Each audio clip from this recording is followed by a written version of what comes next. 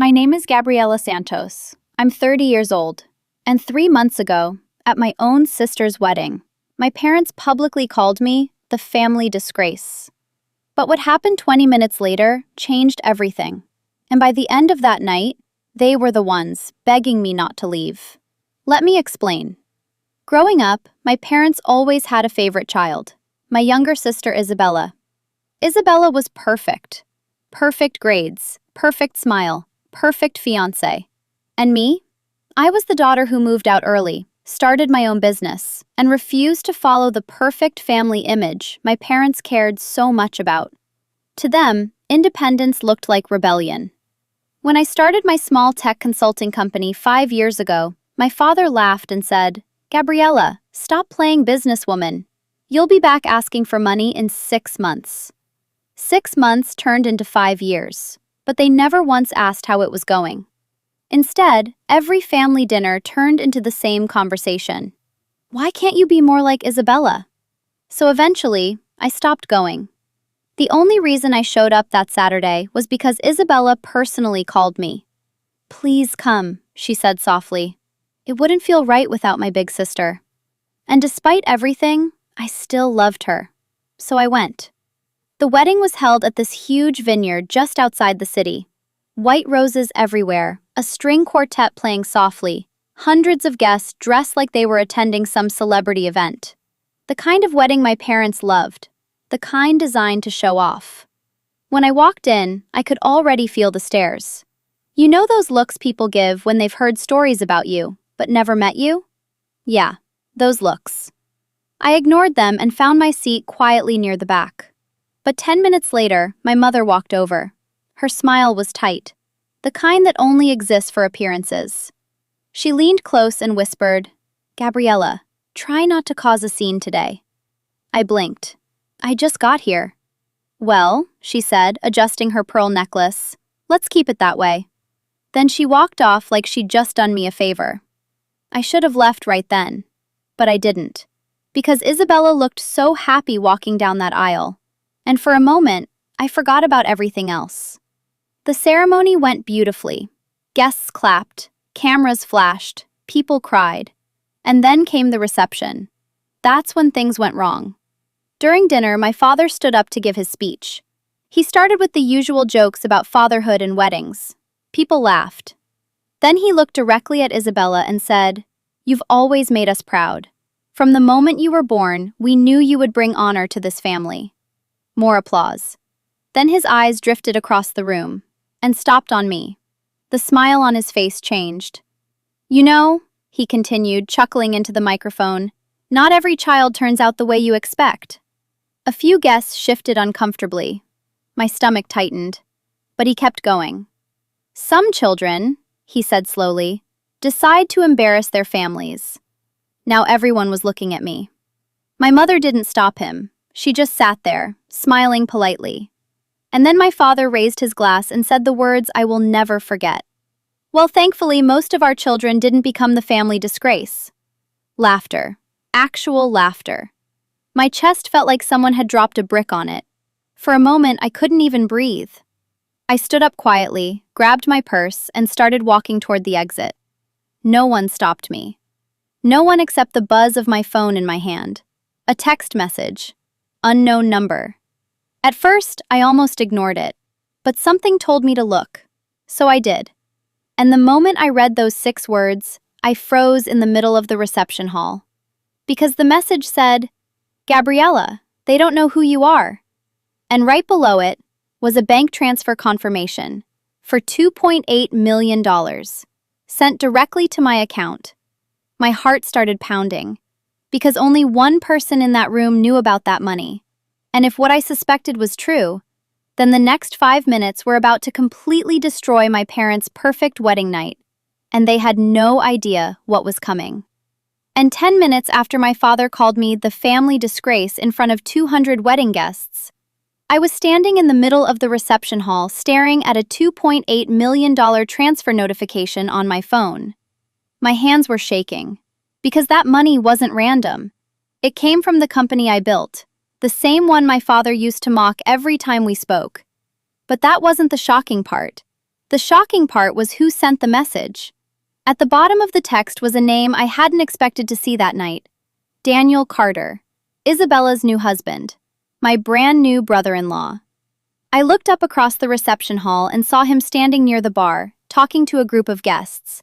He hadn't noticed me yet. My mind was racing. Why would Daniel send me money? And why now, right after my father humiliated me in front of everyone? Before I could think further, my phone buzzed again. Another message from him. Check your email, right now. My heart started pounding harder. Something was happening. Something big. I opened my email and refreshed the screen. A new message appeared instantly. Subject line, partnership agreement, final confirmation. My breath caught in my throat, because the company listed in the contract was mine. 5 years ago, I started a small tech consulting firm from a tiny apartment with a secondhand laptop and exactly $3,000 in savings. My parents said it would fail. My relatives said it was embarrassing. But what they never knew was that 2 years ago my company started working with international clients, quietly, privately. And 3 months ago, we began negotiating a massive acquisition deal with a global tech group, a deal worth millions. I kept it secret from my family, partly because I didn't trust them, and partly because I wanted to see if they would ever support me without knowing I was successful. They never did. Instead, they kept calling me the failure of the family. I scrolled through the email slowly. At the bottom was a note from Daniel. Congratulations! The deal finalized tonight. You're officially a millionaire. My chest tightened. Daniel wasn't just Isabella's fiancé. He was also the corporate lawyer representing the buyer in my company's acquisition deal. We had been working together for months through video calls and emails. But until tonight, he had no idea I was Isabella's sister. And I had no idea he was marrying into my family. Apparently, he figured it out during the reception. Which meant he also heard my father's speech and heard him call me the family disgrace. My phone buzzed again. Another text from Daniel. You should come talk to me before you leave. I hesitated. Part of me wanted to walk out and never see my family again. But another part of me wanted them to know the truth. Not because I needed their approval, but because after years of humiliation, they deserved to realize exactly who they had been insulting. So instead of leaving the vineyard, I turned around and started walking back toward the reception. As I entered the hall again, people noticed immediately. Whispers spread through the room. My mother looked confused. My father looked irritated, like he couldn't believe I had the nerve to come back after his speech. But this time, I wasn't walking toward the exit. I was walking straight toward the stage. Daniel saw me approaching and slowly raised his glass. A small smile appeared on his face, almost like he knew exactly what I was about to do. The band stopped playing. Guests were chatting loudly. No one noticed me step up beside the microphone stand, until I tapped the glass lightly. Clink! The sound echoed through the entire hall. 200 guests slowly turned their heads. My father's smile disappeared instantly. Gabriella, he said sharply, this isn't the time. I looked at him calmly. Then I picked up the microphone and said the one sentence that made the entire room go silent. Dad, since we're sharing family stories tonight, I think it's only fair I share one too. Guests leaned closer in their chairs. My mother's face went pale. But I wasn't finished.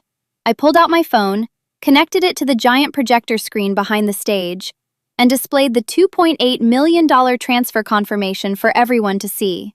Gasps spread across the room. My father blinked in confusion. My mother whispered, "What is that?" I looked directly at them, then smiled slightly, and said, "That's the payment I received tonight for selling the company you always called my biggest mistake." The room exploded with whispers, but the real shock hadn't even started yet, because in the next 60 seconds, my father was about to realize something that would completely destroy his reputation in front of every guest in that room. And this time, there would be no microphone speech to save him. And the moment my father saw the $2.8 million transfer on the giant screen behind me, the entire wedding reception went completely silent. 200 guests, not a single sound. My father blinked at the screen like he couldn't process what he was seeing. "Gabriella, what kind of joke is this?" he said nervously. I didn't answer right away. Instead, I slowly looked around the room.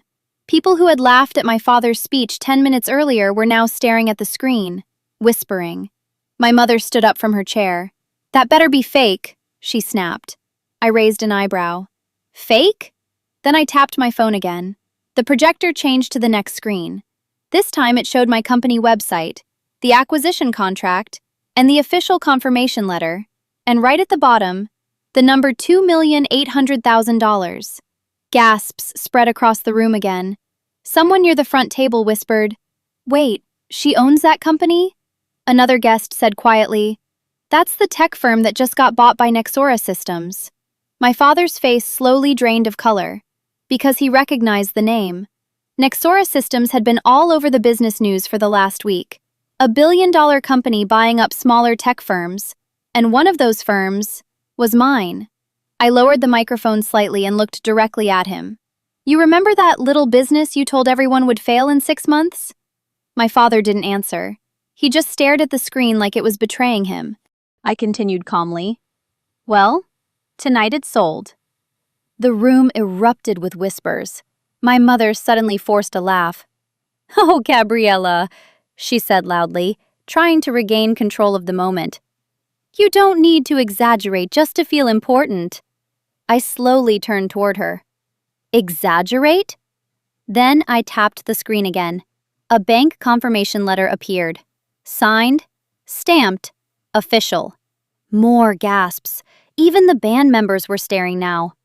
That's when Daniel finally stood up from the groom's table. He walked calmly toward the stage and stood beside me. Guests began whispering even louder. My father looked confused. "Daniel?" he said. Daniel adjusted his suit jacket and looked directly at my parents. "I should probably introduce myself properly," he said. The room went quiet again. "I'm the corporate attorney who finalized the acquisition deal for Gabriella's company tonight." My mother's mouth fell open. My father looked like someone had punched the air out of his lungs. Daniel continued calmly. "And I can confirm, every document on that screen is real." Someone in the audience actually clapped, then another person. Soon, quiet applause spread through the room. But my parents weren't looking at the guests anymore. They were staring at me. My father finally spoke again, his voice tight. "You never told us about this." I shrugged slightly. "You never asked." That hit harder than anything else I could have said. My mother quickly walked toward the stage. Her smile suddenly returned, but this time it looked desperate. "Oh, honey," she said sweetly, grabbing my arm. "We're so proud of you." Proud. The word almost made me laugh. 10 minutes ago, I was the family disgrace. Now, suddenly, I was their successful daughter again. I gently pulled my arm away. "No," I said quietly. "You were proud of Isabella." I looked around the hall at the guests, then back at my parents. "You were embarrassed by me." My father's face tightened. "Gabriella, this isn't the place for family drama." I tilted my head slightly. "Really?" Then I gestured toward the microphone he had used earlier. "Because it seemed like the perfect place when you called me the family disgrace." The room went silent again. My father had no response. But what happened next was something none of us expected. Because from across the room, a shaky voice suddenly spoke. "Actually, there's something else everyone should know." Every head turned. It was Isabella, standing slowly from her chair, still wearing her wedding dress. And the look on her face told me something was about to happen that would change this entire night forever. She looked at me first, then at our parents, and said softly, "Gabriella isn't the one who embarrassed this family." Then she took a deep breath and added, "Mom and Dad are." And in that moment, I realized my sister was about to reveal a secret our parents had spent 20 years hiding. A secret that would make my father wish he had never picked up that microphone. And just when I thought the worst humiliation of my life had already happened, my sister stood up in the middle of her own wedding reception and said something that made the entire room freeze. Gabriella isn't the one who embarrassed this family. She looked straight at our parents. Mom and Dad are. A ripple of whispers spread across the guests. My mother's face instantly turned pale. "Isabella," she said sharply, "sit down. This is not the time." But Isabella didn't move. She slowly walked toward the stage, her wedding dress brushing against the floor as 200 people watched in complete silence. When she reached the microphone, her hands were shaking, but her voice wasn't. "For years," she said quietly, "Mom and Dad blamed Gabriella for everything that went wrong in this family." She glanced at me. "And the truth is, they did it to protect themselves." My father stood up so fast his chair scraped loudly against the floor. "That's enough," he snapped. But Isabella continued. "No, Dad. Tonight is the perfect time." Guests were now fully focused. Phones were coming out. People were recording. My stomach tightened because I had no idea what my sister was about to reveal. Isabella looked at me again. "You always thought Mom and Dad hated you because you were different." I nodded slowly. "That's what they told me." She swallowed. "That's not the real reason." The room felt heavy, like everyone was holding their breath. Then Isabella said the sentence that completely shattered the illusion of our perfect family. "Gabriella, you weren't the child who embarrassed them." She pointed toward our father. "He was." A wave of confusion moved through the guests. My father's voice shook with anger. "Isabella, stop this nonsense right now." But Isabella ignored him. 22 years ago," she continued, "Dad almost destroyed our entire family." My mother suddenly rushed forward. "Don't you dare," she whispered. But Isabella didn't stop. "He lost everything in a gambling scandal." The room exploded with whispers. My heart skipped. "What?" I whispered. Isabella nodded sadly. "He secretly racked up millions in debt. Mom and Dad almost lost the house, the business, everything." My mind was spinning. "Then why did they blame me for everything growing up?" I asked quietly. Isabella's eyes filled with tears. "Because when the scandal happened, you were the one who told the truth." The room went silent again.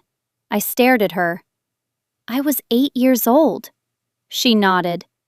"You told Grandpa what Dad had done, and Grandpa forced him to sell the company to pay off the debts." My father looked like he had been exposed under a spotlight. "And Dad never forgave you for it," Isabella said. My chest tightened. All those years, all those insults, all the times they called me the disappointment. It wasn't because I failed. It was because I told the truth. My mother finally spoke, her voice shaking.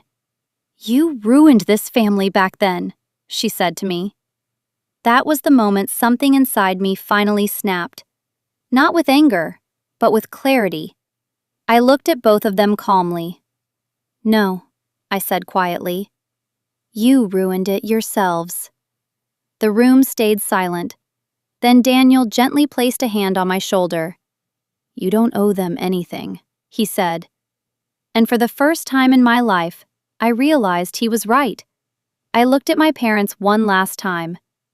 "You spent 20 years calling me the family disgrace," I said calmly. Then I glanced back at the screen showing the $2.8 million transfer. "But tonight, you accidentally proved something." My father frowned. "What?" I picked up my purse and smiled slightly. "That the disgrace was never me." Then I stepped down from the stage. Guests slowly began clapping. First a few, then more. By the time I reached the door, half the room was applauding. But my parents weren't. They just stood there frozen,